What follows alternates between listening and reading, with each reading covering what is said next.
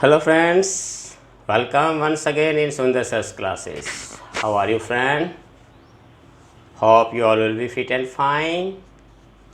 So friends, let me start our today's topic. Our today's topic is famous lakes in India.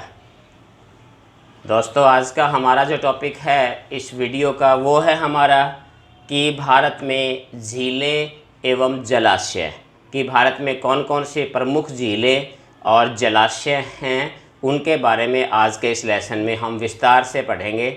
Friends, झील कुछ इसमें प्राकृतिक झीलें हैं तो कुछ जो है वो कृत्रिम जो है जिन्हें हम जलाशय कहते हैं, कृत्रिम जलाशय भी जो हैं। तो दोनों प्रकार के जो है जो झील या जलाशय हैं मैंने इस वीडियो में सम्मिलित किए हैं और हम एक एक करके इनके बारे में पढ़ेंगे कि कौन सी झील या जलाशय कौन से राज्य में है, कहाँ स्थित है, इसके बारे में कुछ विशेष बातें आमतौर पे जो है एग्ज़ाम्स के अंदर इन झीलों के बारे में ज़रूर क्वेश्चन जो है वो पूछे जाते हैं। तो फ्रेंड्स लीजिए बिना समय गंवाए हम अपना लेसन शुरू करते हैं।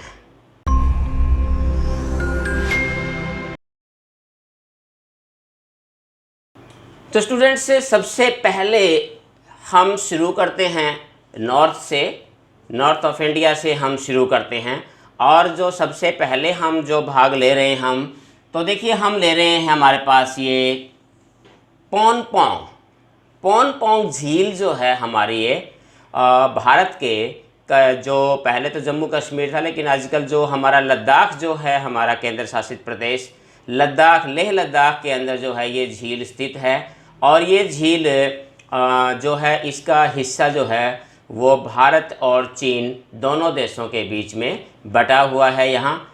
तो ये हमारी पोंग झील है, प्राकृतिक झील है ये और मोस्टली सर्दियों में ये जमी होती है और काफ़ी जो है बड़ी जो है वो झील ये मानी जाती है, प्राकृतिक झील है। इसके बाद हम जो बात करते हैं वो है हमारी वुलर झील। वुलर झील भारत में ताज़े पानी की सबसे बड़ी झील मानी जाती है। ये एक इम्पोर्टेंट क्वेश्चन भी है कि वुलर झील जो है भारत में सबसे बड़ी यानी ताज़े पानी की सबसे बड़ी झील मानी जाती है और ये हमारे जम्मू और कश्मीर जो हमारा केंद्र शासित प्रदेश है वहाँ ये झील स्थित है। और ये झील श्रीनगर से लगभग 55 किलोमीटर उत्तर की तरफ जो है वो LOC की तरफ जो है ये झील स्थित है। बहुत ही खूबसूरत जो है ये झील है। वुलर झील जो है ये हमारी इम्पोर्टेंट झील है question examination point of view से। उसके बाद बात हमारी आती है डल झील की। डल झील तो बहुत ही प्रसिद्ध झील है भारत की। श्रीनगर शहर के बिल्कुल बीचों बीच जो है ये झील है। बहुत लंबी चौड़ी झील है। सर्दियों में हमने देखा है कि ये झील बिल्कुल जम जाती है। तो ये झील डल श्रीनगर यानी जम्मू और कश्मीर हमारा जो केंद्र शासित प्रदेश है वहाँ ये झील स्थित है और बिल्कुल शहर श्रीनगर के बीचों बीच। तो ये हमारी थी डल झील। अब फ्रेंड्स हम थोड़ा सा और जब दक्षिण की तरफ आते हैं तो हमारा प्रदेश जो ये प्रदेश हमारा ये जो प्रदेश हमारा यहाँ ये शुरू हो जाता है हिमाचल प्रदेश, देवभूमि हिमाचल प्रदेश। हिमाचल प्रदेश में बहुत सारी झीलें हैं क्योंकि हिमालय पर्वतीय क्षेत्र भी है ये और बहुत सारी झीलें हैं इसमें। सबसे पहले जो झील का हम जिक्र करते हैं वो है हमारी खजियार झील। हिमाचल प्रदेश के अंदर ही खजियार झील। खजियार झील के बाद दो झीलें जिनका हम यहाँ जिक्र करना मैं पसंद करूँगा, चंद्रताल और सूरजताल झील। देखिए चंद्रताल और सूरजताल ये दोनों झीलें वो चंद्र और भागा दो नदियों का उद्गम स्थल है। चंद्र और भागा जो आगे जाके चेनाब नदी का रूप ले लेती है। यानी चेनाब जो नदी होती है वो मुख्य तौर पे हमारी चंद्र और भागा दो नदियों का संगम है। तो जो चेनाब नदी है हमारी चंद्र नदी चंद्रताल से निकलती है, भागा नदी सूरजताल झील से निकलती है। ये दोनों झीलें बारालाचा दर्रे के पास जो है ये झीलें हैं हिमालय पर्वत के क्षेत्र के अंदर। तो ये दोनों प्रमुख हमारी झील है सूरजताल और चंद्रताल हिमाचल प्रदेश में। इसके बाद हम थोड़ा सा नीचे आते हैं तो फिर हमारा ये देखिए ये आता है हमारा गोविंद सागर। अब ये बताने जरूरत नहीं कि गोविंद सागर जिस पर हमारा विशाल भाखड़ा बांध बना हुआ है, तो इसके पीछे जो पानी इकट्ठा है, जो झील बनी हुई है, उसे हम गोविंद सागर झील कहते हैं। ये कृत्रिम झील न होकर बल्कि एक प्राकृतिक ये एक कृत्रिम झील है, क्योंकि भूमि जो हमारा भाखड़ा बांध है उस बांध के पीछे ये झील लगभग 90 किलोमीटर की लंबाई में ये फैली हुई है और औसतन चौड़ाई इसकी 1 से 1.5 किलोमीटर इसकी चौड़ाई है। तो ये हमारी गोविंद सागर झील है। इसके बाद हम एक और बात करते हैं रेणुका झील। ये भी हिमाचल प्रदेश की एक प्रमुख झील मानी जाती है। रेणुका झील जो कि हरियाणा और हिमाचल प्रदेश के लगभग सीमा के पास है रेणुका झील। तो ये कुछ 4-5 जो हमारी झीलें थी मुख्य तौर पे ये हिमाचल प्रदेश की थी। इसके बाद फ्रेंड हम अगला जो नाम लेते हैं वो लेते हैं हम सतताल झील। सतताल झील ये हमारा जो एक और पर्वतीय प्रदेश है उत्तराखंड, तो उत्तराखंड के अंदर ये पड़ती है हमारी सतताल झील। इसके बाद हम नीचे आए तो ये हमारा जो है नाम आता है बड़खल झील, और ये हमारे हरियाणा की एकमात्र झील मानी जाती है। और ये हरियाणा जीके के अंदर भी इस पर काफ़ी क्वेश्चन पूछे जाते हैं। हमारे हरियाणा के फरीदाबाद ज़िले के अंदर जो है, फरीदाबाद शहर के अंदर जो है वास्तव में ये झील हमारी बड़खल झील। तो ये हमारी बड़खल झील है जो हरियाणा में स्थित है। इसके बाद अगर हम थोड़ा सा दक्षिण पश्चिम की तरफ चलते हैं तो अब हमारे पास जो है वो 2 प्रमुख तौर पर आती हैं ये झीलें, जिनका ये दोनों ही हमारी कृत्रिम झील हैं। तो पहली जो है ये हमारे पास जो पहली हमारी जो झील है नमक सांभर झील जिसको हम बोलते हैं, राजस्थान की बहुत ही प्रसिद्ध प्राकृतिक झील है ये सांभर नमक झील, राजस्थान राज्य के अंदर है ये। और ये काफ़ी प्रसिद्ध झील है जहाँ नमक जो है वो बनाया जाता है। नमक की झील है, इसका पानी बहुत ही खारा है और इसी वजह से यहाँ पर जो है वो नमक का उत्पादन किया जाता है, इसलिए इसके झील का नाम ही सांभर नमक झील रखा गया है। इसके बाद दूसरी झील हमारी, ये भी एक और दूसरी झील भी प्राकृतिक झील की श्रेणी में आती है। ये भी हमारे राजस्थान के अंदर ही है और ये राजस्थान के पुष्कर जो है हमारा जो एक शहर है राजस्थान का, उसके नाम पे ही झील का नाम है हमारा पुष्कर झील। तो पुष्कर झील वैसे धार्मिक दृष्टि से बड़ी पवित्र झील मानी जाती है। पुष्कर के बारे में अगर मैं थोड़ा सा आपको बताऊं तो पुष्कर हिंदुस्तान का एकमात्र ऐसी जगह है जहां हमारे त्रिदेव जो है, ट्रिनिटी ऑफ गॉड हमारी जो हिंदुइज्म के अंदर जो आता है, तो उन्हीं में से एक हमारे जो ब्रह्मा जी हैं, तो ब्रह्मा जी का मंदिर केवल और केवल मात्र पुष्कर के अंदर जो है वो है। That is the only land where the temple of Brahma ji is situated only. तो ये पुष्कर झील उसी मंदिर के पास है, काफ़ी पवित्र जो है ये झील मानी जाती है। तो इसके बाद यहाँ हम देखें तो इसके बाद आप देखिए आगे हमारे पास है राणा सागर, राणा प्रताप सागर। ये वास्तव में जो है वो चंबल नदी पर जो बांध बनाया गया है चंबल परियोजना, उसी के जिस प्रकार से हमारा जो है ये गोविंद सागर झील थी, उसी प्रकार से ये भी एक कृत्रिम झील बन जाती है चंबल नदी के ऊपर। इसी के बाद में ही एक और भी हमारे पास आती है गांधी सागर है। गांधी सागर है, ये भी एक हमारी कृत्रिम झील है जो कि चंबल नदी पर ही जो बांध बनाया गया है, उसी के परिणाम स्वरूप जो है ये झील हमारे पास यहाँ बनी है। तो ये दोनों झीलें गांधी सागर और राणा प्रताप सागर, ये दोनों हमारे पास जो झील हैं, ये दोनों हमारी प्राकृतिक झील न होकर कृत्रिम झील मानी जाती है, जलाशय कह सकते हैं हम जिनको। और ये बीच में आप देखिए एक झील और है हमारी देवर झील, ये कृत्रिम झील है, ये भी राजस्थान राज्य के अंदर ही है और ये बहुत ही खूबसूरत और प्रसिद्ध झील में इसकी गिनती होती है राजस्थान राज्य के अंदर। ये हमारी कृत्रिम झील है। और इसके बाद एक और झील हम देखते हैं यहाँ पर है तवायोगर झील। तवायोगर झील ये मध्य प्रदेश के अंदर पड़ती है। ये भी राज्य का नाम आपने याद रखनी है कि ये हमारी मध्य प्रदेश जो हमारा प्रांत है हमारे भारत का, तो मध्य प्रदेश के अंदर ये झील हमारी पड़ती है।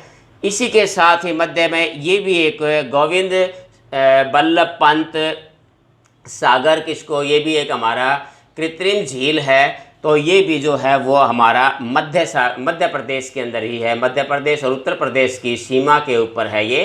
तो ये भी इसका ध्यान रखना कि ये मध्य प्रदेश राज्य के अंदर ये झील स्थित है। अब हम थोड़ा सा दक्षिण की तरफ चलते हैं, दक्षिण के पठार में चलते हैं। तो हमें जैसा कि हमें पता है कि दक्षिण का पठार में काफ़ी जो है उबड़ खाबड़ है, तो यहाँ काफ़ी जलाशय मिलते हैं। जलाशय के अलावा यहाँ नदियाँ भी काफ़ी हैं और उन्हीं नदियों पर भी काफ़ी जो है बांध भी बनाए गए हैं, और उसके अलावा कुछ वहाँ कृत्रिम झीलें भी हैं। तो देखिए अब दक्षिण भारत में हम लेते हैं कि दक्षिण भारत में हमारे पास कौन कौन सी प्रसिद्ध झीलें या जलाशय हैं।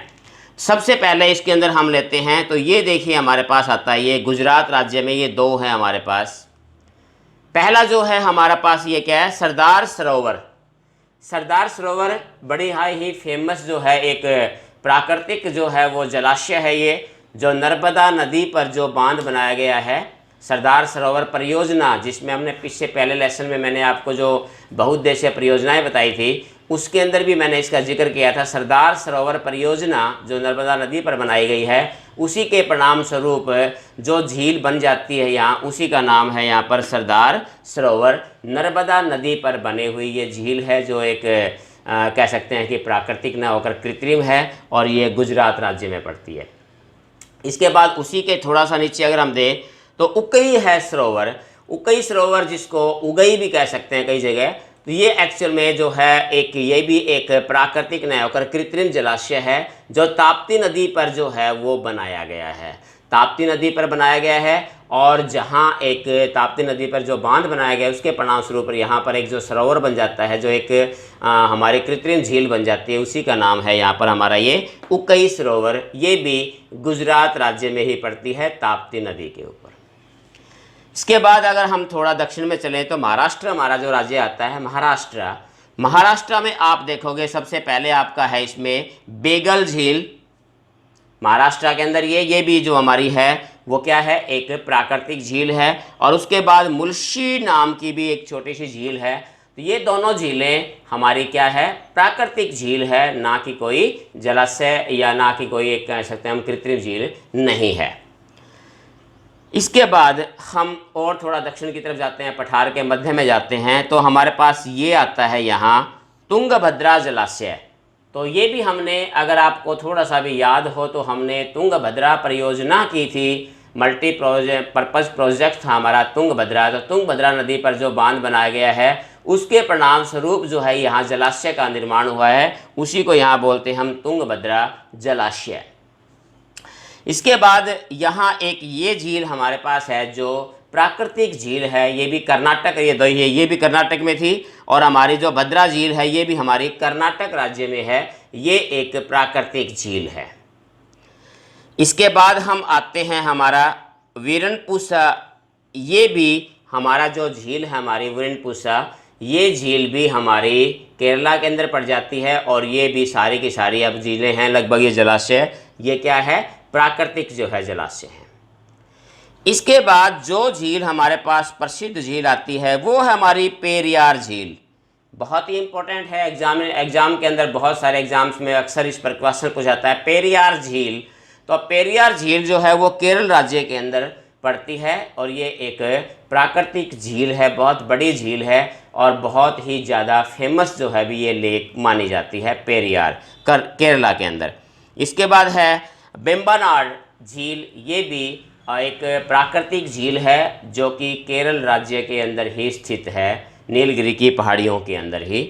और उसके बाद अगर हम फिर एक और झील अगर हम देखें तो यहाँ हमारे पास आता है अस्मामूडी कायल। ये भी एक प्राकृतिक झील है, जलाशय है एक, जो कि केरल राज्य के अंदर ही पाया जाता है। तो ये भी एक इम्पोर्टेंट जो है हमारी झील मानी जाती है। अब हम पूर्व की तरफ थोड़ा सा और बढ़ते हैं, तो यहाँ देखिए, यहाँ पर हमारे पास है पापनाशम जलाशय। पापनाशम जलाशय ये भी एक प्राकृतिक जलाशय है, और ये है हमारे तमिलनाडु राज्य में।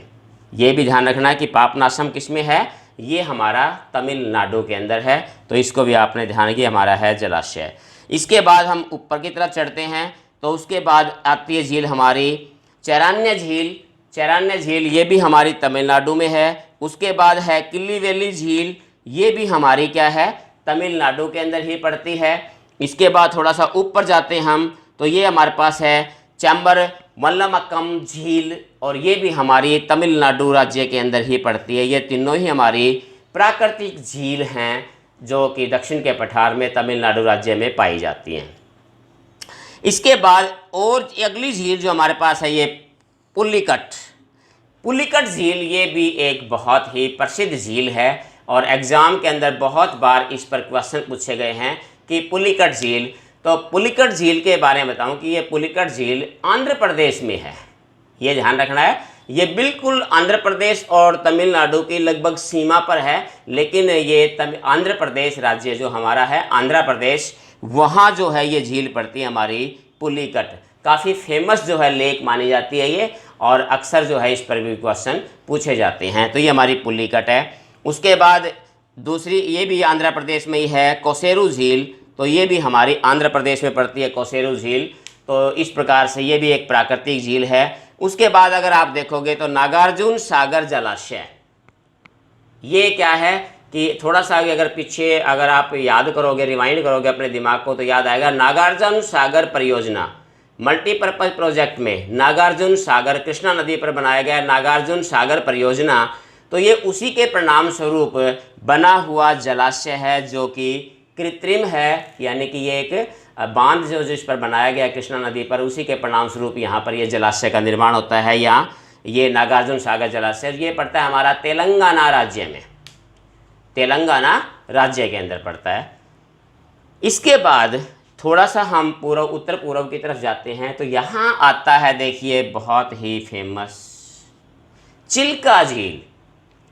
चिल्का झील बहुत ही ज़्यादा इम्पोर्टेंट है और बहुत सारे क्वेश्चन इस पर अक्सर पूछे जाते हैं।